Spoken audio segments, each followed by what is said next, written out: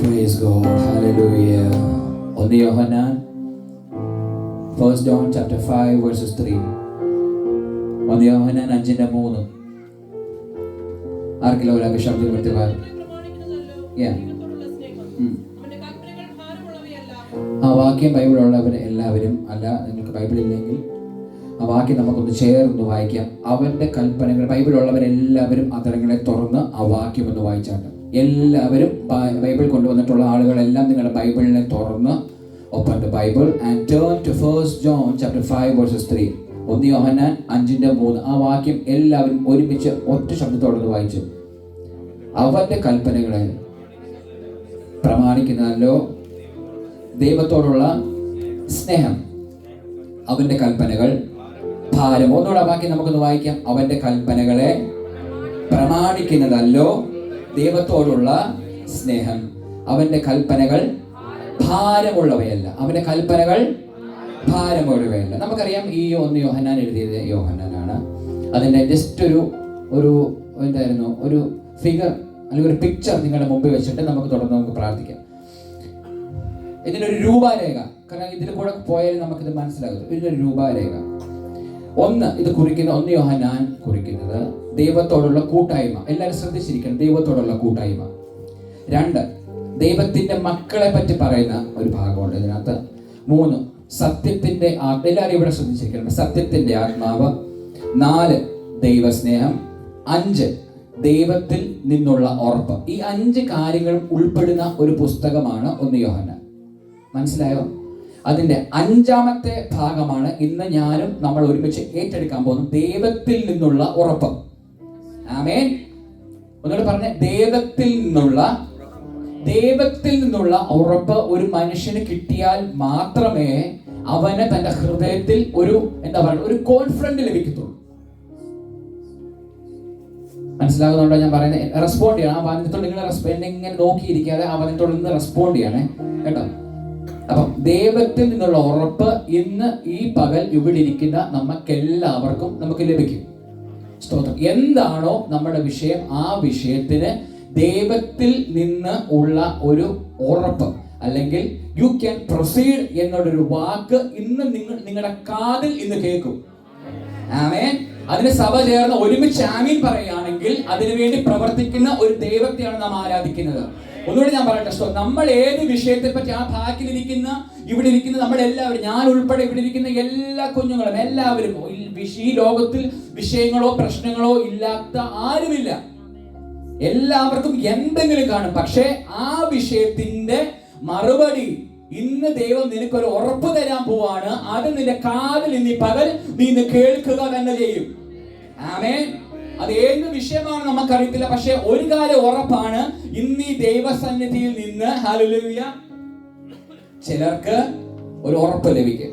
ആ ഉറപ്പ് ലഭിക്കുമ്പോൾ നീ വെക്കുന്ന ഓരോ കാൽ ചുവടുകളിൽ മേലും ദൈവപ്രസാദം നിന്റെ വഴികളിൽ മേൽ അത് തുറന്നു വരിക തന്നെ ചെയ്യും. കുറുവാക്യം മറന്നു പോകല്ലേ. അവന്റെ കൽപ്പനകളെ പ്രമാണിക്കുന്നതല്ലോ. ഇനി ദൈവകൽപ്പന ഒരു വ്യക്തിയുടെ ജീവിതത്തിൽ 2 തരത്തിൽ വെളിപ്പെടും. എന്റെ കൂടെ തന്നെ നിൽക്കണം. ദൈവകൽപ്പന ഒരു വ്യക്തിയുടെ ജീവിതത്തിൽ മേൽ 2 രീതിയിൽ വെളിപ്പെടും. 1, ദൈവം നമ്മോട് കൽപ്പിക്കും, അല്ലെങ്കിൽ ദൈവം എന്നോട് കൽപ്പിക്കും. 2, ദൈവം നമുക്ക് വേണ്ടി കൽപ്പിക്കും. മനസ്സിലാകുന്നുണ്ടോ പറയുന്നത്? ദൈവം എന്നോട് കൽപ്പിക്കും, അല്ലെങ്കിൽ ദൈവം നമ്മുടെ സഭയ്ക്ക് വേണ്ടി കൽപ്പിക്കും, ഒരു വ്യക്തിക്ക് വേണ്ടി ദൈവം കൽപ്പിക്കും. 2, ദൈവം എനിക്ക് വേണ്ടി, എന്റെ വിഷയത്തിന് വേണ്ടി ദൈവം കൽപ്പന പുറപ്പെടുവിക്കും. ആമേൻ. അങ്ങനെയാണ് ഈ 2 ഭാഗങ്ങൾ നാം ഒന്ന് ചിന്തിച്ച് നാം പെട്ടെന്ന് നമുക്ക് പ്രാർത്ഥിക്കാം. Praise God. ദൈവം നമുക്ക് 2ാമത്തെ ഭാഗം, ദൈവം നമുക്ക് വേണ്ടി, അല്ലെങ്കിൽ ദൈവം എനിക്ക് വേണ്ടി ഈ പകൽ കൽപ്പിക്കുമെന്ന് എത്ര ദൈവമക്കൾക്ക് ഉറപ്പുണ്ട്? നിങ്ങൾ ആ ആമീൻ പോലെ ശക്തിയോട് ആമീൻ പറയണം. ദൈവം എനിക്ക് വേണ്ടി കൽപ്പന പുറപ്പെടുവിക്കും എന്ന് എത്ര ദൈവമക്കൾ നിങ്ങളുടെ ഹൃദയത്തിൽ ആഴത്തിൽ വിശ്വസിക്കുന്നു? അങ്ങനെയാണെങ്കിൽ ഇന്ന് പകൽ നിന്റെ വിഷയത്തിന് വേണ്ടി, അത് ആരോടോ ഏത് രാജ്യത്തേക്കാണെന്ന് എനിക്കറിയത്തില്ല, പക്ഷേ ഏതെങ്കിലും ഒരു വ്യക്തിയോട് കൽപ്പിച്ചിട്ട് നിനക്ക് വേണ്ടി ആ വിഷയത്തിന്റെ പരിഹാരം ഇന്ന് ഈ പകൽ തന്നെ ദൈവം ചെയ്യുക തന്നെ ചെയ്യും. അതാണ് ദൈവത്തിൽ നിന്നുള്ള ഉറപ്പ്. Praise God. Hallelujah. നമുക്കറിയാം ഈ പഴയ നിയമത്തിലും പുതിയ നിയമത്തിലും ഇങ്ങനെ കോർത്തിണക്കിയിരിക്കുന്ന നല്ലൊരു വ്യക്തിത്വമായിരുന്നു ഏലിയാവ് എന്ന് പറയുന്നത്. അല്ലെ, കുഞ്ഞുങ്ങൾ ഇവിടെ ശ്രദ്ധിക്കണം മക്കളെ, please listen to me. Elijah, you know who is Elijah is? Eliyavu, Elijah. നമുക്ക് വേണമെങ്കിൽ ഒന്ന് എടുക്കാം, സ്തോത്രം. ഒന്ന് രാജാക്കന്മാരിലേക്ക് നമുക്ക് ഫസ്റ്റ് കിങ്സ്. അതിനകത്ത് നമുക്കറിയാം ആ ഭാഗം നിങ്ങൾ ഒന്ന് എടുത്തു വെച്ചോ. ഫസ്റ്റ് കിങ്സ് 16 17 17 അധ്യായം നിങ്ങൾ ജസ്റ്റ് ഒന്ന് എടുത്തു വെച്ചു. ഞാൻ പിന്നീട് നമുക്ക് ഒരുമിച്ച് വായിക്കാം. ഈ ഏലിയാവ് എന്ന വാക്കിന്റെ അർത്ഥം യാഹുവേ ഇസ് മൈ ഗോഡ്, യഹോവ എന്റെ ദൈവം. അതിന് രണ്ട് ഹെബ്രു പദത്തിൽ രണ്ട്, L and yeah. L and yeah. L എന്ന് വെച്ചാൽ ഗോഡ്, യാഹ് എന്ന് വെച്ചാൽ യാഹുവേ. ഞാൻ പറയുന്നത് മനസ്സിലാകുന്നുണ്ടോ? L yeah. ഓക്കെ. ഇനി ഏലിയാവ് എന്ന വ്യക്തിത്വം ജീവിച്ചിരുന്ന കാലഘട്ടത്തിൽ രണ്ട് തരത്തിലുള്ള ആരാധന ഉണ്ടായിരുന്നു. ഒന്ന് യഹോവയായ ദൈവത്തിന്റെ നാമത്തിലുള്ള ആരാധന. രണ്ടാമത്തെ ആരാധന ബാലിന്റെ നാമത്തിലുള്ള ആരാധന. പറയുന്നത് ക്ലിയർ ആവുന്നുണ്ടോ? ഏലിയാവ് ജീവിച്ചിരുന്ന കാലഘട്ടത്തിൽ രണ്ട് തരത്തിലുള്ള ആരാധന ഉണ്ടായിരുന്നു. ഒന്ന് യഹോവയായ ദൈവത്തിന്റെ നാമത്തിലുള്ള ആരാധന, രണ്ട് ബാലിന്റെ നാമത്തിലുള്ള ആരാധന. ഇനി രണ്ട്, ഈ ഏലിയാവ് നമുക്കറിയാം 17 അധ്യായത്തിലേക്ക് നമുക്ക് എല്ലാവർക്കും കാണാതെ അറിയുന്ന ഒരു ഭാഗമാണ്. താൻ ചെന്നിട്ട് ആഹാബിന്റെ മുമ്പാകെ പറയുന്ന പക്ഷേ ഈ പറച്ചിലിന്റെ മുമ്പാകെ തന്റെ മേൽ കിടന്നിരുന്ന ക്വാളിറ്റി കൂടെ നമ്മളൊന്ന് മനസ്സിലാക്കണം. ഓക്കെ, ഒന്ന്. രണ്ടാമത്തെ, ഈ ഏലിയാവിന് ഒരു നിയോഗം ഉണ്ടായിരുന്നു. നിയോഗം എന്ന് വെച്ചാൽ ഇസ്രായേലിന്റെ വിശ്വാസത്തെ കുറിക്കുന്നതും അല്ലെങ്കിൽ ദൈവത്തിന്റെ വിശ്വസ്തതയെ തന്റെ ജനത്തിനു വേണ്ടി ഹൃദയത്തിൽ ഉറപ്പാക്കി കൊടുത്ത ഒരു വ്യക്തിത്വമായിരുന്നു ഏലിയാവ്. പറഞ്ഞാൽ മനസ്സിലാകുന്നുണ്ടോ? ഇസ്രായേൽ അവിശ്വസ്തതക്കേട് കാണിച്ചപ്പോൾ അവരെ വിശ്വാസത്തിലേക്ക് നയിക്കുവാനും ദൈവത്തിന്റെ വിശ്വസ്തതയെ ഒന്നുകൂടെ ഉണർത്തിയ ഒരു വ്യക്തിത്വമായിരുന്നു ഏലിയാവ്. മറന്നു പോകല്ലേ. ആദ്യം രണ്ട് ആരാധന ഉണ്ടായത്, അതിന് മധ്യേ നിന്ന വ്യക്തിത്വമായിരുന്നു ഏലിയാവ്. രണ്ട്, നിയോഗമുള്ള ഒരു വ്യക്തിത്വമായിരുന്നു ഏലിയാവ്. മൂന്ന്, ഉടമ്പടിയുള്ള ഒരു വ്യക്തിത്വമായിരുന്നു ഏലിയാവ്. ഉടമ്പടി എന്ന് വെച്ചാൽ ചിലതിനെ പുനഃസ്ഥാപിക്കുവാൻ വേണ്ടി, എന്ന് വെച്ചാൽ തകർന്നു പോയതിനെയും ഉടഞ്ഞു പോയതിനെയും ബിൽഡ് ചെയ്യുവാൻ വേണ്ടി നിയോഗിക്കപ്പെട്ട അല്ലെങ്കിൽ തന്നെ ആ കർത്തവ്യം ഏറ്റെടുത്ത ഒരു വ്യക്തിത്വമായിരുന്നു ഏലിയാവ്. ആമേൻ. ഞാൻ വളരെ സ്ലോ, കാരണം ഇങ്ങനെ സ്ലോയിൽ പോയാലേ നമുക്ക് മനസ്സിലാകത്തുള്ളൂ. ഇനി ഈ പഴയ നിയമത്തിന്റെ അവസാന പുസ്തകത്തിലേക്ക് വരുമ്പോൾ, മലാക്കി പുസ്തകത്തിലേക്ക് വരുമ്പോൾ 4:5 ഒരു വാക്യമുണ്ട്. യഹോവയുടെ വലുതും ഭയങ്കരവുമായ നാൾ വരുന്നതിന് മുമ്പേ ഞാൻ നിങ്ങൾക്ക് ഒരു പ്രവാചകനെ അയക്കും. ആ പ്രവാചകന്റെ പേരാണ് ഏലിയ പ്രവാചകൻ. ആമേൻ. ഇത്രയും കാര്യങ്ങൾ മനസ്സിലാകുന്നുണ്ടല്ലോ അല്ലേ? ഇനി അടുത്ത ഭാഗം, ഈ വ്യാജ ആത്മാവും കള്ളപ്രവാചകന്മാരും ഉണ്ടായിരുന്ന സ്ഥലത്ത് അവരെ തിരിച്ചറിയാനും അല്ലെങ്കിൽ അവരെ എതിർത്ത് നിൽക്കുവാനും യോഗ്യത ഉള്ള ഒരു വ്യക്തിയും കൂടായിരുന്നു ഏലിയാവ്. അപ്പൊ ഞാൻ പറഞ്ഞ മനസ്സിലായോ? ദൈവത്തിന്റെ ഹിതമല്ലാത്ത ആരാധന നടന്ന ദേശത്ത്, ആമേൻ, അതിനോട് എതിർത്ത് നിന്നുകൊണ്ട് വിശ്വസ്തനായ ഒരു മാതൃക പുരുഷൻ കൂടായിരുന്നു ആര്?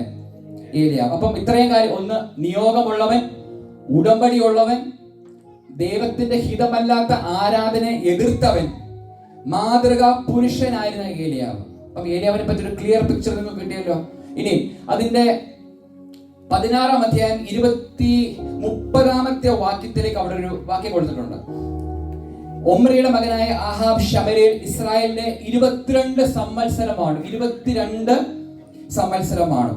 ശ്രദ്ധിക്കണം, 22 സംവത്സരം. ഇനി അതിന്റെ താഴോട്ട് അവിടെ വരുമ്പം 33 വാക്യം, ആഹാബ് ഒരു അക്ഷേര പ്രതിഷ്ഠയും ഉണ്ടാക്കി ഇസ്രായേൽ ദൈവമായ യഹോവയെ കോപിപ്പിക്കവണ്ണം താൻ തന്റെ വേലയെല്ലാം ചെയ്തെടുത്തു.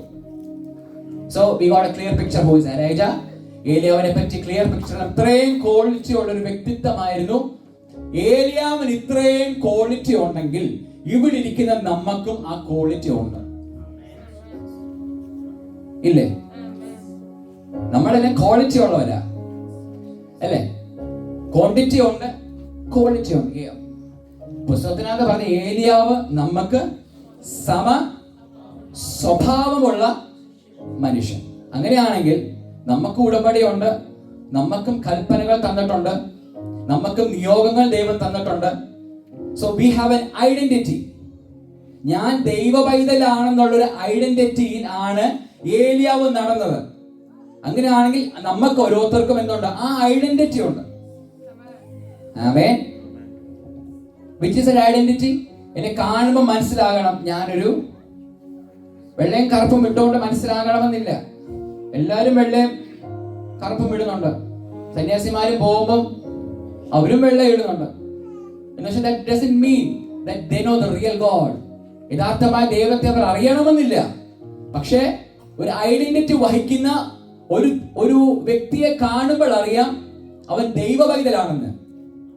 ആമേൻ. സോ ഇത്രയും ക്വാളിറ്റി ഉള്ള ഒരു വ്യക്തി, നിയോഗമുള്ളവൻ, ഉടമ്പടിയുള്ളവൻ, 22 സംവത്സരം ആ ദേശത്തെ ഭരിച്ച ആഹാബ്, അശേര പ്രതിഷ്ഠ, ബാലിന്റെ വിഗ്രഹങ്ങൾ ഉണ്ടായിരുന്ന സ്ഥലത്ത് കേറി ചെന്നിട്ട് ഒരുത്തൻ ആഹാബിന്റെ മുമ്പിൽ ചെന്ന് പറയുകയാണ്, ഞാൻ സേവിച്ചു നിൽക്കുന്ന യഹോവയാണ് ഈ ആണ്ടുകളിൽ മഞ്ഞും മഴയും. അങ്ങനെയാണെങ്കിൽ ഒരു സ്ഥലത്ത് ചെന്നിട്ട് ഒരു കാര്യം വിശ്വാസത്തോടെ പറയണമെങ്കിൽ നിനക്കൊരു ക്വാളിറ്റി വേണം. ഞാൻ പറയുന്നത് മനസ്സിലാവും? Are you with me? If you have a quality, if you have an identity, നിനക്കൊരു ക്വാളിറ്റിയും ഒരു ഐഡന്റിറ്റിയും ഉണ്ടെങ്കിൽ നീ പറയുന്ന എന്ത് കാര്യവും നടക്കും. നിങ്ങൾ കേട്ടില്ല?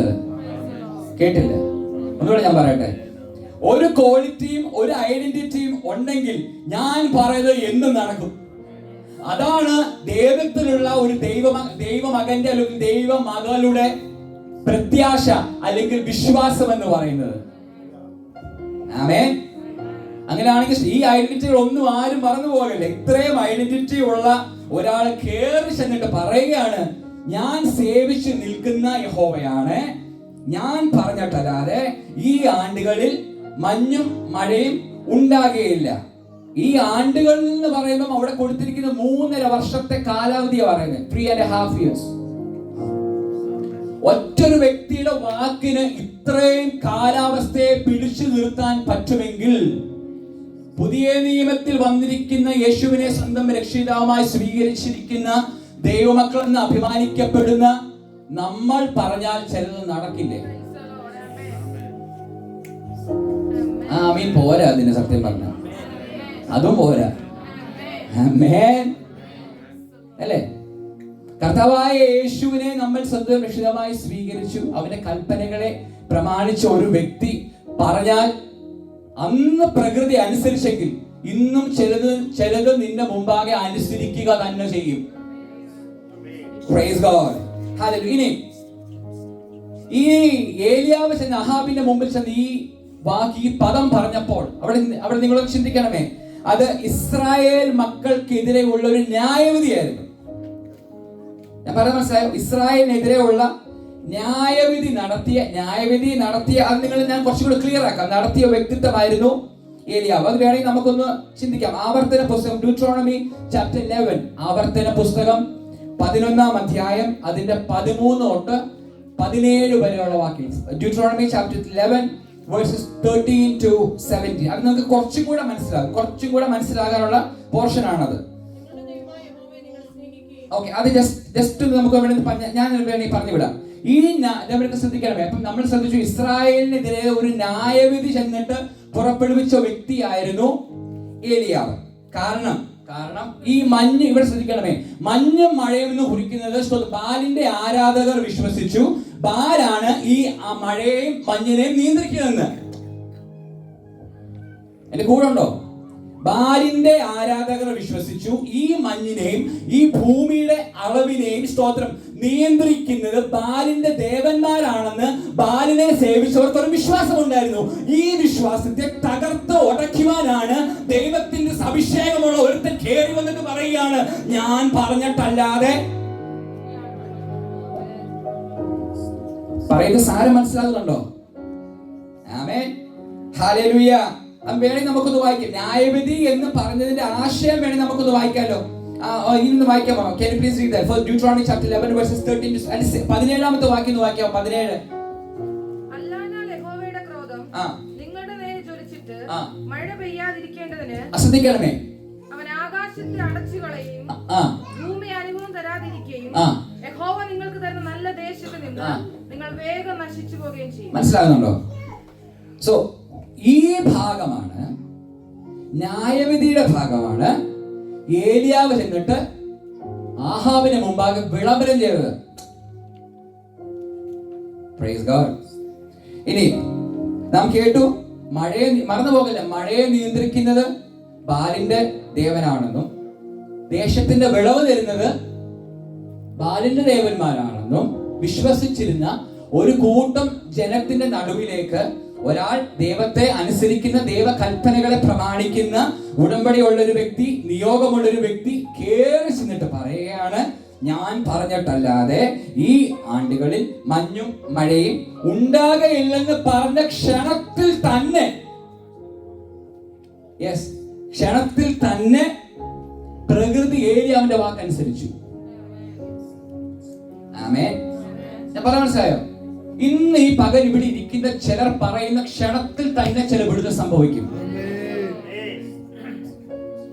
ആമീൻ. പോരാ അതിനെ. അതുകൊണ്ട് ഞാൻ പറയട്ടെ, ക്ഷണത്തിൽ നീ മറന്നു പോകല്ലേ ക്വാളിറ്റി എന്താണെന്ന്. Quality and identity. If you have a quality and if you have an identity, നീ എന്ത് വിശ്വാസത്തോടെ പറയുമ്പോ അത് നടക്കുക തന്നെ ചെയ്യും. ആമേൻ. Praise God. അപ്പം ഈ ഭാഗങ്ങളൊക്കെ നമ്മൾ ചിന്തിച്ചു. ഇനി നമ്മൾ കുറിവാക്യം പറഞ്ഞ പോലെ ദൈവത്തിന്റെ കൽപ്പനകൾ. ഓക്കെ, ഇനി നമുക്ക് വേഗത്തിൽ നമുക്ക് 17 വരാം. ഫസ്റ്റ് കേസ് 17 17ാമത്തെ അധ്യായത്തിലേക്ക് നമുക്കൊന്ന് വരാം. അവിടെ നമ്മൾ ചിന്തിച്ചുകൊണ്ടിരിക്കുന്നത് ദൈവം നമുക്ക് വേണ്ടി കൽപ്പിക്കുമെന്നുള്ള കാര്യം. ദൈവം എനിക്ക് വേണ്ടി കൽപ്പിക്കും. അതിനകത്ത് ദൈവം 17ാം അധ്യായത്തിൽ ദൈവകൽപ്പന 2 സൈഡിലേക്ക് പുറം. ഒന്ന്, ഒരു കാക്കയോട് കൽപ്പിച്ചു. 2, ഒരു വിധവയോട് കൽപ്പിച്ചു. നിങ്ങൾക്ക് എല്ലാവർക്കും അറിയുന്ന കാര്യമല്ലേ? 1 കാക്കയോട് കൽപ്പിച്ചു, 2 വിധവയോട് കൽപ്പിച്ചു. അപ്പം ഈ അരുളപ്പാടൊക്കെ യഹോവയായ ദൈവം ഏലിയാവിനോട് പറഞ്ഞു കഴിഞ്ഞതിന് ശേഷം 3ാമത്തെ വാക്യം, നീ പുറപ്പെട്ട് കിഴക്കോട്ട് എന്ന് യോർദാന് കിഴക്കുള്ള കെരീത്ത് തോട്ടിനരികെ എന്ത് ചെയ്യണം? വാക്കൊന്നുകൂടെ പറഞ്ഞേ, എന്ത് ചെയ്യണം? ഇതെന്തിനാ ഒളിച്ചിരിക്കാൻ പറഞ്ഞ? ദൈവത്തിന്റെ അരുളപ്പാട് ലഭിച്ച ഒരു വ്യക്തിയോട് ദൈവം എന്തിനാ ഒളിച്ചിരിക്കാൻ പറയുന്നത്? കെരീത്തിനരികെ പോയി ഹൈഡ് യുവർസെൽഫ്, അല്ലേ? ആരും കാണാതെ വണ്ണം ഒളിച്ചിരിക്കണം. കാരണം ഒരാൾ എന്നിട്ട് ആ ദേശത്തിലെ ദേവന്മാരുടെ മുമ്പാകെ ചെന്നിട്ട് വെല്ലുവിളിച്ച ഒരു വ്യക്തിയായിരുന്നു ആര്? ഏലിയാവ്. ഏലിയാവിന്റെ തല ഏത് നിമിഷവും പോകും. ഏലിയാവിന്റെ തലയ്ക്ക് വേണ്ടി വില പറഞ്ഞിരിക്കുന്ന ജനത്തിന്റെ നടുവിലാണ് ഏലിയാവ് ചെന്നിട്ട് പറഞ്ഞത്. എന്ന് വെച്ചാൽ നമ്മുടെ ഭാഷയിൽ പറഞ്ഞാൽ പുള്ളി ഒരു നോട്ടപ്പുള്ളിയായിരുന്നു. എങ്ങനെങ്കിലും ഏലിയാവിനെ തീർക്കണമെന്ന് പറഞ്ഞിരിക്കുന്ന ഒരു കൂട്ടം ജനതയുണ്ടായിരുന്നു. ആമേൻ. ഒരു കൂട്ടം ജാതികൾ. അപ്പം ഇതിന്റെയൊക്കെ നടുവിലാണ് ദൈവം പറഞ്ഞത്, ഏലിയാവേ ഒരു കാര്യം ചെയ്, ഇത്രയൊക്കെ നീ ചെയ്തല്ലോ, ഇത്രയൊക്കെ പറഞ്ഞില്ല, ഇനി ഒരു കാര്യം ചെയ്, ഒന്ന് പോയി ഒളിച്ചിരിക്കുക. ഇങ്ങനത്തെ ചില ഒളിച്ചിരിക്കൽ അനുഭവം നമ്മുടെ ജീവിതത്തിൽ മേൽ വരാം. അരുളി ചെയ്ത ആരാണ്? ദൈവം. ഒളിക്കാതെ ദൈവത്തിന് വേണമെങ്കിൽ ഏലിയാവിനെ സംരക്ഷിക്കരുതായിരുന്നോ? പ്രൊട്ടക്ഷൻ ചെയ്തുകൂടായിരുന്നോ? പിന്നെന്തിനാ ഒളിച്ചിരിക്കും? ചില സാഹചര്യങ്ങൾ നമ്മുടെ ജീവിതത്തിൽ മേൽ വരുമ്പം, that is to hide yourself in the wings of the Lord. ആ പാറയുടെ ആ കീഴിലേക്ക് ഒളിച്ചിരുന്ന് അവിടെ നിന്ന് ശക്തി പ്രാപിച്ച് എഴുന്നേൽക്കുമ്പം ആ ശക്തി വ്യത്യസ്തമായിരിക്കും. ഇന്ന് ഈ പകലിൽ ചിലർ ഒളിച്ചിരിക്കുന്നുണ്ടെങ്കിൽ നീ ആ ഒളിച്ചിരിപ്പിന് ശേഷം നീ പുറത്തു വരുന്നത് ഇരട്ടി ശക്തിയോടുകൂടായിരിക്കും. ആമേൻ. ഹല്ലേലൂയ. പോയി ഒളിച്ചിരിക്കെ. അപ്പൊ മറന്നു പോകലും നമ്മുടെ ആദ്യത്തെ വ്യക്തി ആരായിരുന്നു? വ്യക്തിയല്ല, ഒരു പക്ഷി, കാക്ക. കാക്കയെ നമ്മളെല്ലാരും കണ്ടിട്ടുണ്ട്. You have seen the crow. കാക്കയുടെ കളർ കറുപ്പാണ്. ഏലിയാവ് ദൈവത്തോട് ചോദിച്ചില്ല, കർത്താവേ കറുത്ത കളറാണല്ലോ ഈ കാക്കയ്ക്ക്, കറുത്ത കളറിൽ ഞാനിങ്ങനെ ഏലിയാവിന്റെ കളർ എന്താണോന്ന് അവിടെ കൊടുത്തിട്ടില്ല. മേ ബി സുന്ദരനായിരിക്കാം, സുമുഖനായിരിക്കാം, പക്ഷെ ഒരു കാര്യം ഉറപ്പാ, കാക്കയുടെ കളർ കറുപ്പായിരുന്നു. ദൈവത്തോട് തിരിച്ചു വെച്ച കർത്താവേ ഈ കാക്ക, പക്ഷേ ഒരു കാര്യം ശ്രദ്ധിക്കണമേ, ദൈവത്തിന്റെ കൽപ്പനയിൽ അതിനൊരു വഴിയും നിനക്ക് വേണ്ടി ദൈവം ഒരുക്കിയിട്ടുണ്ട്. ഓ, മനസ്സിലായില്ല? ദൈവം നിനക്ക് വേണ്ടി ഒരു കൽപ്പന പുറപ്പെടുവിച്ചാൽ ആ കൽപ്പനക്കകത്ത് ഒരു വഴിയും കൂടെ ദൈവം ഒരുക്കിയിട്ടുണ്ട്. കാക്കയോട് കൽപ്പിച്ചിരിക്കുന്നു, ഒന്നും ചെയ്യേണ്ട, അപ്പോൾ കെരീതിന്റെ അടുത്തിരിക്കുക. രാവിലെയും വൈകിട്ടും ഒരു സാധനം നിനക്ക് ഇങ്ങനെ വരും. രാവിലെ നല്ല ബ്രേക്ക്ഫാസ്റ്റ്, അപ്പവും പറഞ്ഞേ, നമ്മളെല്ലാരും ഇറച്ചി കഴിക്കുന്നവരല്ല, അപ്പവും ഇറച്ചിയും. വൈകുന്നേരത്തോ അപ്പവും. ഈ കാക്കയ്ക്ക് എവിടെ നിന്ന് അപ്പം ഇറച്ചി കിട്ടുമെന്ന് ചോദിച്ചാൽ അതിനകത്ത് കൊടുത്തിട്ടില്ല, അല്ലേ? കൊടുത്തിട്ടുണ്ടോ? ഇല്ല. പക്ഷെ കർത്താവിനറിയാം ഒരു വ്യക്തിക്ക് വേണ്ടി എങ്ങനെ ഒരുക്കണമെന്ന്. ആമേൻ. ഇനി താൻ അവിടെ ഒളിച്ചിരുന്നപ്പോൾ തനിക്ക് രാവിലെയും വൈകിട്ടും കാക്ക വന്നവന് രാവിലെയും വൈകിട്ടും എന്ത് ചെയ്തു? അപ്പോ ഇറച്ചി കൊടുത്തോണ്ട്. ഇതിനകത്ത് 7ാമത്തെ വാക്യം, എന്നാൽ ദേശത്ത് മഴ പെയ്യാൽ കുറെ ദിവസം കഴിഞ്ഞ ശേഷം ഈ കെരീത് തോടെന്ത് പോയി? വറ്റിപ്പോയി. ഞാനൊരു കാര്യം പറയട്ടെ, നിങ്ങൾ വേണമെങ്കിൽ ഏറ്റെടുത്തോ. ഏലിയാവിന് കുടിക്കാനുള്ള വെള്ളം മൊത്തം ആ കെരീത് തോട്ടിനകത്തുണ്ടായിരുന്നു. മനസ്സിലായില്ല? ഏലിയാവിന് കുടിക്കാനുള്ള വെള്ളം മൊത്തം ആ തോട്ടിനകത്ത് ദൈവം കരുതിയിരുന്നു. ആ തോട് എന്ന് വറ്റിപ്പോയ അടുത്ത അവളപ്പാട് ഏലിയാവിനുണ്ടായി. നീ പുറപ്പെടുക, സീദോനിലേക്ക് പോകുക, സറാഫാത്തിലേക്ക് പോകുക. ആമേൻ. മനസ്സിലായോ? നിന്റെ ജീവിതത്തിൽ എന്ന് എപ്പം ഏത് നിമിഷം ഒരു വഴി അടയുമോ ക്ഷണത്തിൽ ശീഘ്രമായി പ്രവർത്തിക്കുന്ന അടുത്ത വഴി നിന്റെ ജീവിതത്തിൽ തുറന്നിരിക്കും. അതാണ് ദൈവത്തിന്റെ കൽപ്പനയുടെ പിറകിലുള്ള ഇമ്പോർട്ടൻസ്. അങ്ങനെയാണ് എന്റെ ദൈവം. അല്ലാതെ എല്ലാം കൂടെ അടച്ചിട്ട് കർത്താവ് അങ്ങനെ ചെയ്യുന്ന പരിപാടി എന്റെ ദൈവത്തിനില്ല. കയ്യും കാലങ്ങളും അടിച്ചിട്ട് നോ നോ നോ, അങ്ങനത്തെ ദൈവത്തെ അല്ല ദൈവമക്കളെ നാം ആരാധിക്കുക. ഒരു വഴി നിന്റെ മുമ്പിലാണ് ഞാൻ, ഹല്ലേലൂയ, അടുത്ത ക്ഷണത്തിൽ തന്നെ അടുത്ത വഴി മുമ്പാകെ തുറന്നിരിക്കുക തന്നെ ചെയ്യും. Amen, praise God. ഇനി അടുത്ത നമുക്ക് 8ാമത്തെ വാക്യത്തിലേക്ക് നമുക്കൊന്ന് വരാം. 8ാമത്തെ വാക്യം,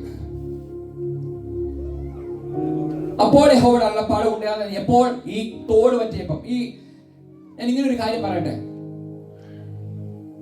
ഏലിയാവ് ദൈവത്തിന്റെ അല്ലെങ്കിൽ ഏലിയാവ് യഹോവയുടെ ഭാരം ചുമന്നത് കൊണ്ട് ദൈവം ഏലിയാവിന്റെ ഭാരം ചുമന്നു.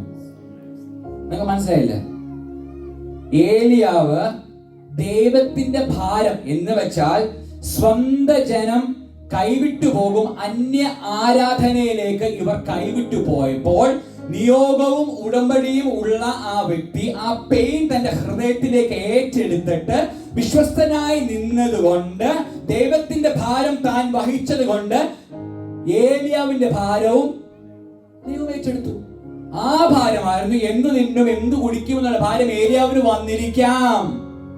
അപ്പോൾ കാക്ക വന്നിട്ട്, കാക്കയൊക്കെ നമ്മൾ പല രാജ്യങ്ങളിലും പോറ്റുന്നത്, നമ്മുടെ കാക്കയൊക്കെ നമ്മളെ പോറ്റുന്നത്, ആ കാക്ക ഇന്ന് നമ്മളെല്ലാവരും പോറ്റിക്കൊണ്ടിരിക്കുന്നു. ഹല്ലേലൂയ. ഇനി അതുകൊണ്ട് സങ്കീർത്തനം 68ന്റെ 19ഉം 20ാമത്തെ വാക്യം പറഞ്ഞു, നമ്മുടെ രക്ഷയായ ദൈവമായി നാൾതോറും നമ്മുടെ ഭാരങ്ങളെ ചുമക്കുന്ന കർത്താവ് വാഴ്ത്തപ്പെടുമാറാകട്ടെ. ദൈവം നമ്മളുടെ ഉദ്ധാരണങ്ങളുടെ ദൈവമാകുന്നു. Psalms 68:19 വേണമെങ്കിൽ വായിക്കാം, അല്ലെങ്കിൽ വേണ്ട. ഇനി 17ന്റെ 9ാമത്തെ വാക്യം നിങ്ങൾ ശ്രദ്ധിക്കണമേ. നീ എഴുന്നേറ്റ് സീദോനോട് ചേർന്ന സറാഫാത്തിലേക്ക് ചെല്ലുക.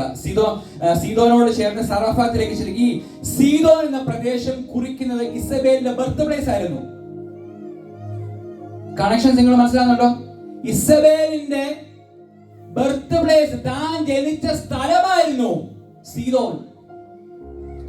കെരീത്തിലുള്ള സറാഫാത്തിലേക്ക് പോകാം. സറാഫാത്ത് എന്ന് പറഞ്ഞ സ്ഥലം ഇതിനെക്കാട്ട് വലിയ സ്ഥലമാണ്. എന്ന് വെച്ചാൽ ബാലിന്റെ വിഗ്രഹങ്ങളെ സ്വർണം കൊണ്ട് ഉണ്ടാക്കുന്ന ഫർണൻസ്, ഗോൾഡ് ഫർണൻസിൽ കൂടെ ഉണ്ടാക്കുന്ന, അതിനെ രൂപീകരിച്ചുണ്ടാക്കുന്ന സ്ഥലമാണ് സറാഫാത്ത് എന്ന് പറയുന്നത്.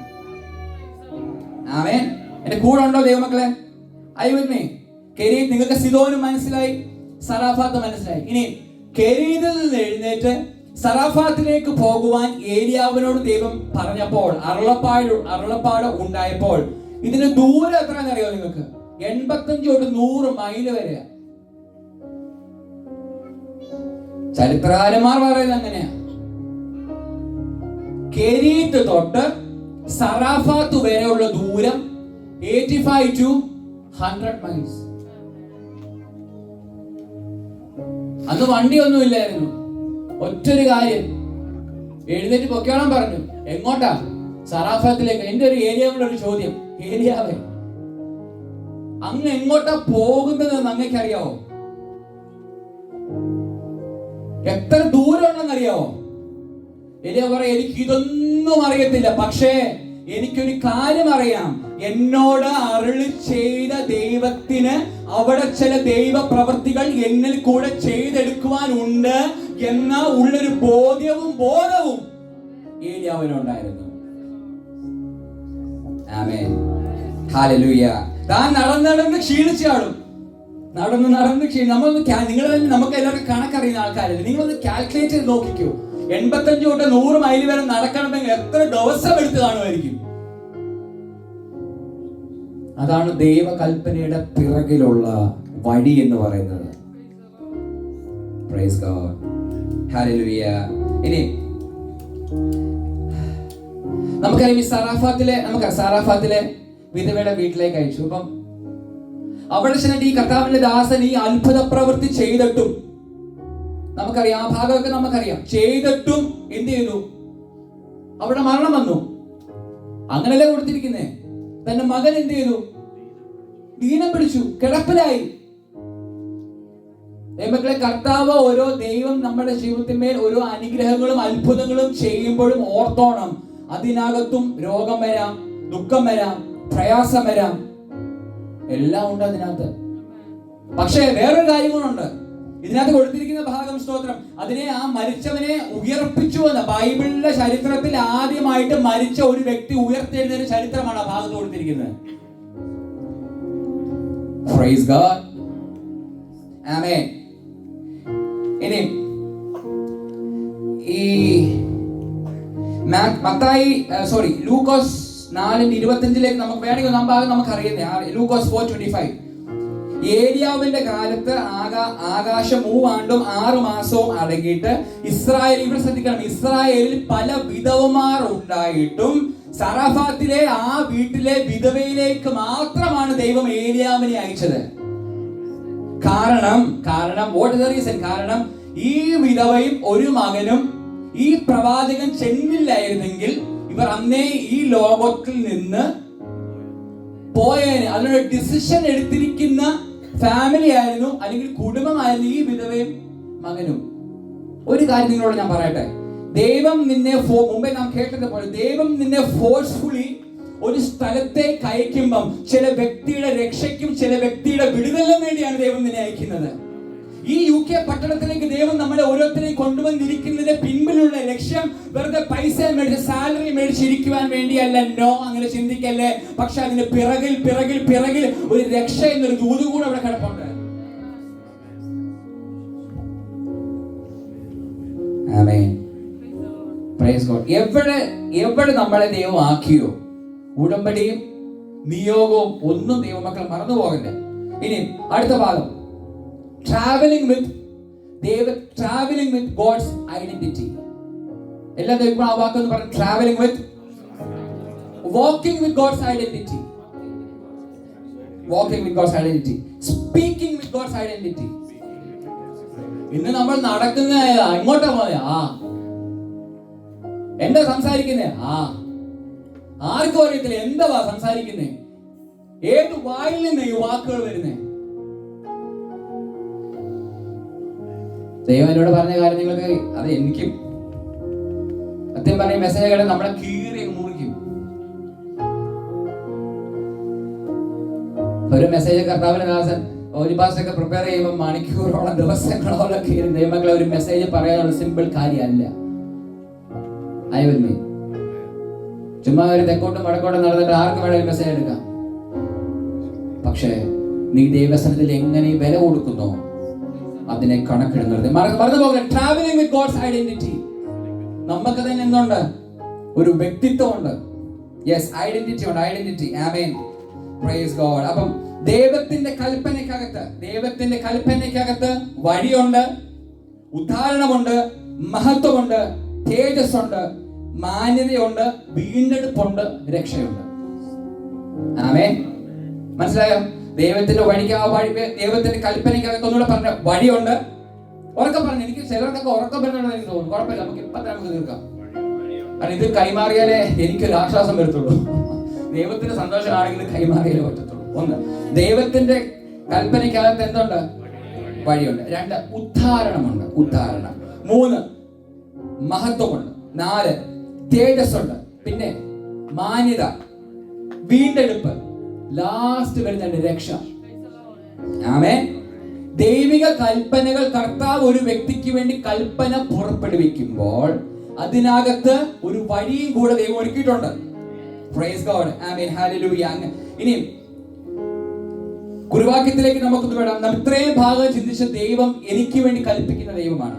ദൈവം എനിക്ക് വേണ്ടി ഇനി ദൈവം നമുക്ക് വേണ്ടി കൽപ്പിക്കും. മനസ്സിലാകുന്ന 2 കാര്യങ്ങൾ നിങ്ങൾക്ക് മനസ്സിലാകുന്നുണ്ടല്ലോ. ദൈവം നമ്മോട് കൽപ്പിക്കും. ഫസ്റ്റ് ജോൺ നമ്മൾ വായിച്ചു. ഫസ്റ്റ് ജോൺ 5:3 അതൊന്ന് വായിച്ചേ. അവന്റെ കൽപ്പനകളെ പ്രമാണിക്കുന്നതല്ലോ ദൈവത്തോടുള്ള ഈ ഏറ്റവും വലിയ കൽപ്പന എന്താണെന്ന് അറിയുമോ? നമ്മളെല്ലാം ദൈവത്തെ ആരാധിക്കുന്നവരല്ലേ. ഏറ്റവും വലിയ കൽപ്പന എന്താ പറഞ്ഞേ? വേണേ നമുക്കൊന്ന് വായിക്കാം. സ്നേഹം എന്ന് പറയുന്നത് കംപ്ലീറ്റ് ആകത്തില്ല. മാത്യു 22 ഒന്ന് എടുക്കാവോ? മത്തായിയുടെ സുവിശേഷം 22-ാം അധ്യായം 34-40 വരെ. അതാണ് ഏറ്റവും വലിയ കൽപ്പന. മാത്യു 22:34-40.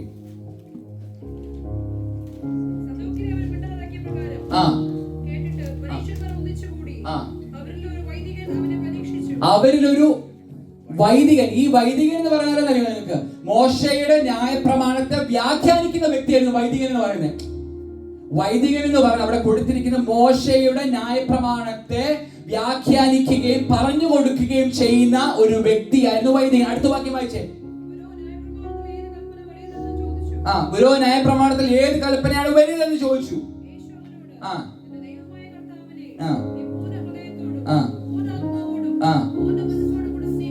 ഈ വാക്കും 3 വാക്കും ചേർന്ന് പറഞ്ഞ ദൈവമായ കർത്താവിനെ പൂർണ്ണ ഹൃദയത്തോടും പൂർണ്ണ ആത്മാവോടും പൂർണ്ണ മനസ്സോടും കൂടെ സ്നേഹിക്കണം.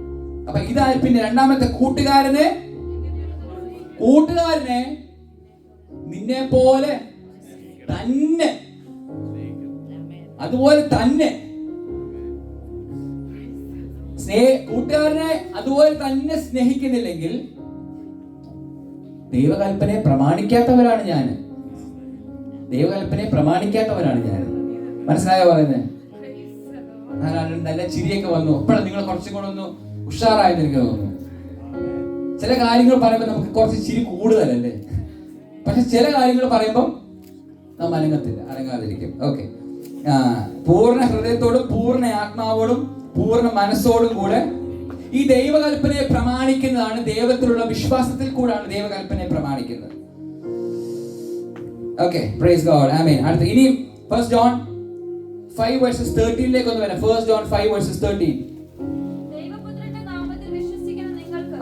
എന്ത് നാമത്തിലാണ് അവർ കൊടുത്തിരിക്കുന്നത്? ബാക്കി ഒന്ന് ഫുൾ ഒന്ന് വായിച്ചേ.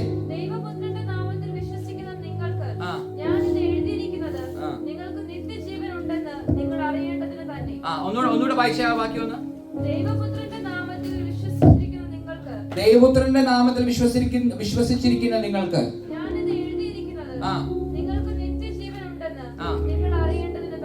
അപ്പം നമുക്ക് എന്തുണ്ട്?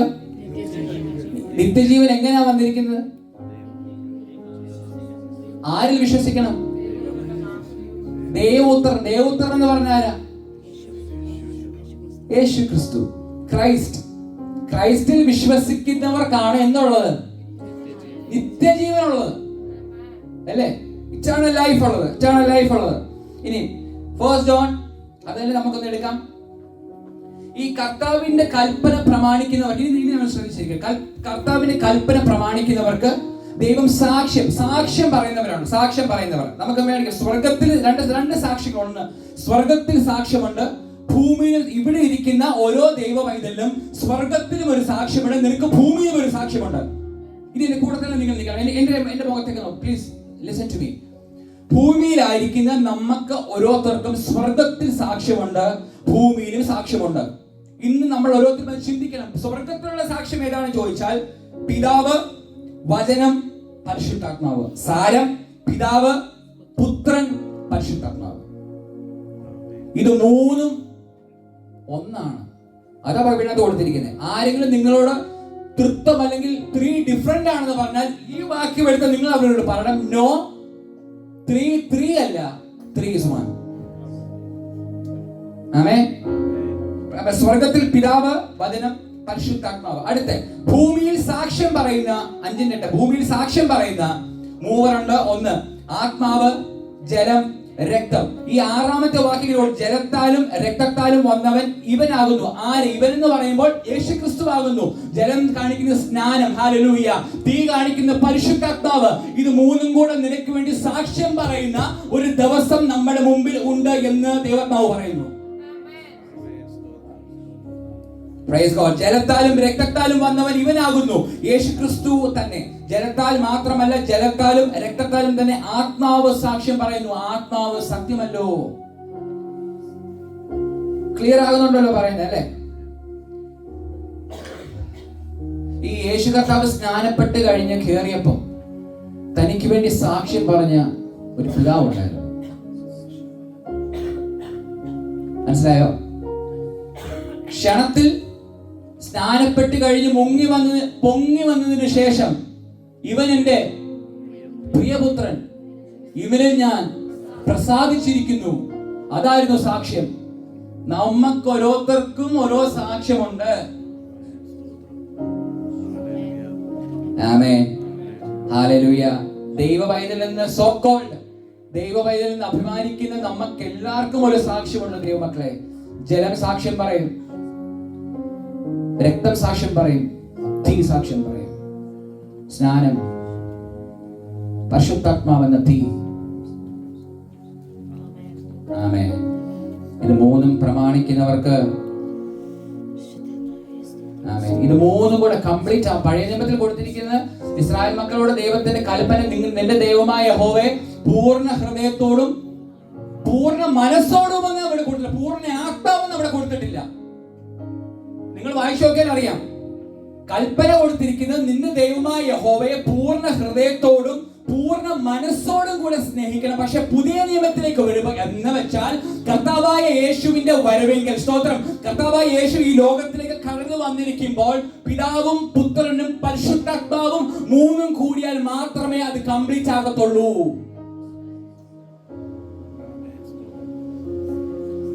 Praise God. പിതാവിൽ വിശ്വസിച്ചാൽ നീ പിതാവിൽ വിശ്വസിക്കുന്നു, പക്ഷെ പുത്രനിലും പരിശുദ്ധാത്മാവിൽ വിശ്വസിക്കുന്നില്ല എങ്കിൽ that means you are not following the commandments of the Lord.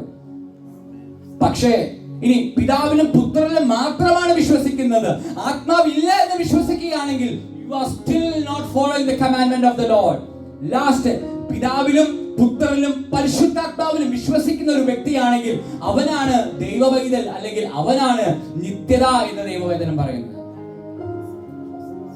Praise God. ഞാൻ പറയുന്നത് മനസ്സിലാകുന്നുണ്ടോ ദൈവമക്കളെ? ഇത് മൂന്നിലും എന്ത് ചെയ്യണം? ഇതൊക്കെ വിശ്വസിക്കുന്നവരാണ്. പക്ഷെ ഈ ഐഡന്റിറ്റി, എന്റെ ഐഡന്റിറ്റി എന്താണെന്നുള്ളൊരു ഉറപ്പും കൂടി പകൽ നമുക്ക് വേണം. Glory to God. Hallelujah. ഈ കർത്താവായ യേശുവിന്റെ വരവിന്റെ മുമ്പാകെ വന്ന് പാത ഒരുക്കിയ ഒരു വ്യക്തിയായിരുന്നു സ്നാപക യോഹന്നാൻ. അവിടെ പറഞ്ഞിരിക്കുന്നത്, എന്റെ പിന്നാലെ വരുന്നവൻ, എന്റെ പിന്നാലെ ഒരുത്തൻ വരുന്നുണ്ട്. ആ പിന്നാലെ വരുന്നവരൊന്നും നമുക്ക് വേണ്ട, നമുക്ക് ഈ മുമ്പിൽ പോകുന്നവരെല്ലാരും മതി. ഒരുത്തൻ പിന്നാലെ അന്ന് വന്നതുകൊണ്ടാണ് ഇന്നവൻ ഉയരത്തിലിരിക്കുന്നത്. ഞാൻ പറഞ്ഞ മനസ്സിലായോ? അന്നവൻ പിന്നാലെ, എന്റെ പിന്നാലെ വന്നതുകൊണ്ടാണ് ഇന്നിവിടെ എല്ലാരും നല്ല മാന്യമായിരിക്കുന്നത്, നല്ല മാന്യമായ വസ്ത്രം ധരിച്ച് ഇവിടെ ഇരിക്കുന്നത്. അന്ന് പിന്നെ എന്റെ പിറകിൽ ഒരുത്തനും അത് മോനെ പോട്ടെ സാരമില്ല, വാ വാ എന്ന് പറഞ്ഞ് പിന്നാലെ എന്റെ തോളത്ത് കൈയിട്ട് കൊണ്ടുവന്ന, എന്നെ ചാരത്ത് അണച്ചു കൊണ്ടുവന്ന ഒരു ദൈവം, ഒരു യേശു കർത്താവുണ്ട്. നമ്മളൊക്കെ പണ്ടൊക്കെ സ്നാനപ്പെട്ട് കഴിഞ്ഞ് കയറിയപ്പോ എന്ത് തീയായിരുന്നല്ലേ, അല്ലെ? ഭയങ്കര ഫയർ ആയിരുന്നു. സ്നാനപ്പെട്ട മുങ്ങി പൊങ്ങുമ്പോഴത്തേന് അടുത്തൊരു ആരാധനയ്ക്കൊക്കെ പോകുന്ന നല്ല വെള്ളയും കറുപ്പും ഒക്കെ ഇട്ടിട്ട് അല്ല അടിപൊളിയായിട്ട് ചർച്ചിലേക്ക് പോകുമ്പോ എന്ത് ആരാധനയായിരുന്നു. നമുക്കന്ന് കീബോർഡും മൈക്ക് സിസ്റ്റം ഒന്നും വേണ്ട, തന്നെ ഇരുന്ന് ആരാധിക്കുവാനും ഡ്രമ്മും ചിന്തിനും മാത്രമേ ഉള്ളായിരുന്നു അന്ന്. ഇന്ന് നീ സ്നാനപ്പെട്ട വ്യക്തിയല്ലേ, ഇന്നും കൽപ്പന പ്രമാണിക്കുന്നതല്ലേ. എവിടാ എന്താ പറ്റിയേ? ഹല്ലേലൂയ. ദൈവത്തിന്റെ കൽപ്പനയ്ക്ക് എവിടെയെങ്കിലും എന്തെങ്കിലും ചെറുതായിട്ടൊരു കാര്യം നമ്മുടെ ജീവിതത്തിൽ വന്നിട്ടുണ്ടെങ്കിൽ വിശ്വസിക്കുക, ദൈവമക്കളെ, നീ ആ കൽപ്പന പ്രമാണിച്ചേ മതിയാവും. ആമേൻ. അടുത്ത് നിൽക്കുന്ന ആളുടെ മുഖത്തോട്ടൊന്ന് നോക്കിക്കേ. അയ്യോ, ആ ചിരി ഒന്നും പോരാ. നോക്കുന്നേ കൈയൊക്കെ ഒന്ന് കൊടുത്തു പറഞ്ഞു, കൈയൊക്കെ ഒന്ന് കൊടുത്തു. നമ്മുടെ മീറ്റിംഗ് തീരാൻ പോകുന്നു, കൈയൊക്കെ ഒന്ന് കൊടുത്തു പറഞ്ഞേ.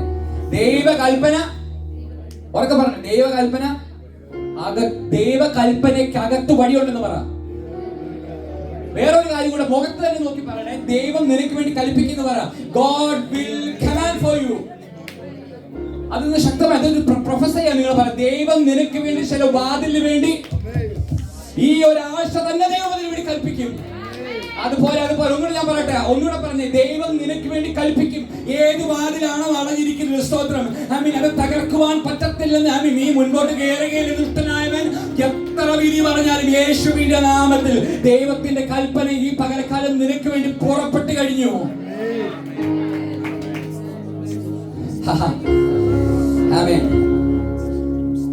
അങ്ങനെ എന്റെ ദൈവത്തിന്റെ പ്രത്യേകത എങ്ങനെയാ?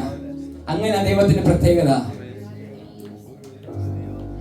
ഈ രോഗികളായിട്ട് നമുക്കറിയാം ആളുകൾ ഭാരപ്പെടുന്ന.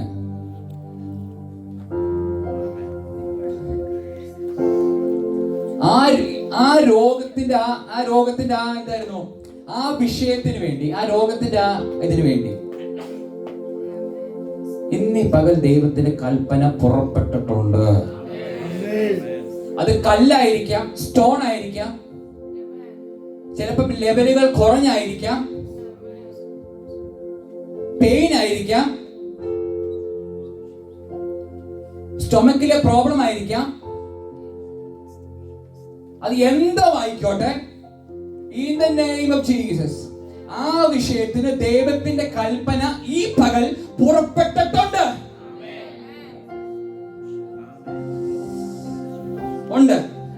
ഉണ്ട്. ആമേൻ. ആമേൻ. അത് വിശ്വസിക്കുന്നുണ്ടോ നിങ്ങൾ?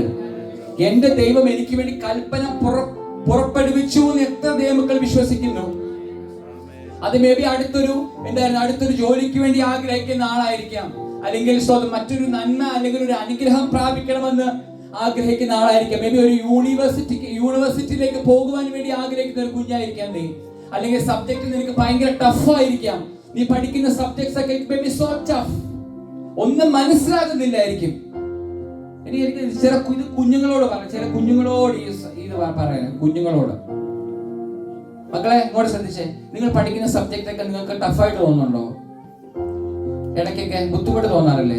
എനിക്കൊന്നും മനസ്സിലാകുന്നില്ല, ഐ ഫീലിംഗ് സോ ടഫ്, ക്ലാസ്സിൽ പഠിപ്പിക്കുന്ന കാര്യങ്ങളൊന്നും എനിക്ക് മനസ്സിലാകുന്നില്ല എന്ന് പറയുന്ന കുഞ്ഞുങ്ങളെ ഇങ്ങോട്ട് ശ്രദ്ധിച്ചേ. യേശുപ്പച്ചി നമുക്ക് വേണ്ടി കൽപ്പിച്ചിട്ടുണ്ട്. ആമേൻ. ഹല്ലേലൂയ. Praise God. ഇനി തൊട്ട് ഒരു കുഞ്ഞുങ്ങളും പറയത്തില്ല ക്ലാസ്സിൽ പഠിപ്പിക്കുന്ന കാര്യം എനിക്ക് മനസ്സിലാകുന്നില്ല എന്ന്. ആമേൻ. നമ്മുടെ ആരാധന വലിയവർക്ക് വേണ്ടി മാത്രമല്ല ദൈവമക്കളെ, അത് കൊച്ചു കുഞ്ഞുങ്ങൾക്കും കൂടെ വേണ്ടിയുള്ളതാണ്. ഞാൻ പറഞ്ഞ മനസ്സിലായോ? If you feel tough in your uni, if you feel any subjects are difficult, നിങ്ങൾ പഠിക്കുന്ന അല്ലെങ്കിൽ ചെയ്യുന്ന പ്രൊജക്റ്റ് ആയിരിക്കും നിങ്ങൾക്ക് ഡിഫിക്കൽട്ട് ആയിട്ട് തോന്നുന്നത്, ഇന്ന് ദൈവസ്ഥാനത്തിൽ നിന്ന് കൽപ്പന പുറപ്പെട്ടിട്ടുണ്ട്. ഒന്നുകൂടെ സ്തോത്രം. നീ ചെയ്യുന്ന വാർഡിനാണോ നിനക്ക് ഡ്യൂട്ടിക്ക് ബുദ്ധിമുട്ട്? ഇന്ന് കൽപ്പന പുറപ്പെട്ടിട്ടുണ്ട്. മേലാൽ എന്റെ കൊച്ചിനെ കൊണ്ട് കട്ടിപ്പടി എടുപ്പിക്കല്ലേ. ഇനി നമ്മുടെ ഒരു ഭാഷയിലോട്ട് നമുക്ക് കയറാൻ പോവാം. ആമേൻ. Praise God. ഹല്ലേലൂയ. ഇനി നീ ആപ്ലിക്കേഷൻ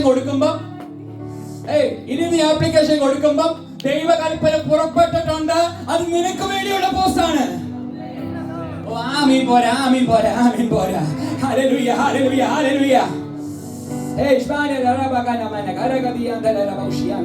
ജോലിയായിട്ടൊക്കെ ഭയങ്കര ടയർഡായിട്ട് വരത്തില്ല. ഇത്ര ഞാൻ അധ്വാനിച്ചു, മുമ്പേ എത്ര അധ്വാനിച്ചു, എന്റെ കയ്യിലൊന്നും നിൽക്കുന്നില്ല എന്ന് പറയുന്ന ഏതെങ്കിലും വ്യക്തി ജീവിതമേ ഉണ്ടെങ്കിൽ ദൈവകൽപ്പന പുറപ്പെട്ടിട്ടുണ്ട്. നിന്റെ കൈയുടെ അധ്വാന ഫലം നീ തന്നെ തിന്നും. Amen. Praise in the mighty name of Jesus.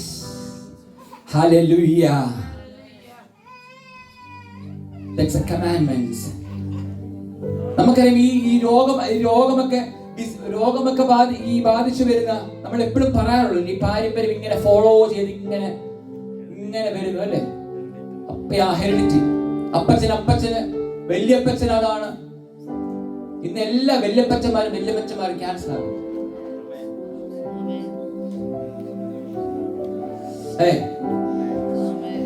ഞാൻ പറഞ്ഞ അങ്ങനത്തെ ക്യാൻസലേഷൻ അല്ല പറഞ്ഞേ. ഇനി ആ ഹെറിഡിറ്റി നമുക്ക് വേണ്ട. ഇങ്ങനെ എന്തായിരുന്നു, തലവേദന വരുമ്പോ നമ്മൾ എന്ത് പറയും? എന്റെ നമുക്കറിയുന്ന ഒരു വേടാ അല്ലേ. ഇടയ്ക്കൊരു മുട്ടുവേദന വരുമ്പോ എന്ന് പറയും, എന്റെ ഉണ്ടായിരുന്നു അല്ലേ. ക്ഷീണം വരുമ്പോ നമ്മൾ പറയും, എന്റെ വൈറ്റമിൻ ഡി അല്ല, എന്റെ ഉണ്ടായിരുന്നു, അതുകൊണ്ടാ എനിക്ക് അല്ലേ. ചിലർക്ക് ഈ രോഗങ്ങളൊക്കെ വരത്തില്ലേ. അപ്പൊ നമ്മൾ എന്ത് പറയും? എന്റെ അന്ന് നമുക്കോലും ആ അപ്പത്തിനൊന്നും അറിയത്തില്ല, പക്ഷെ എന്നിട്ടും നാം പേരാർക്കാ കൊടുക്കുന്നത്? അങ്ങ് പോയ ഇന്ന് ഈ പകരം അതെല്ലാം ക്യാൻസൽ ആയിട്ട് വേണം നാം പോകാൻ വേണ്ടി. നമുക്ക് എല്ലാവർക്കും എല്ലാവർക്കും എഴുന്നേറ്റ് നിൽക്കാം. ആമേൻ. ഹല്ലേലൂയ.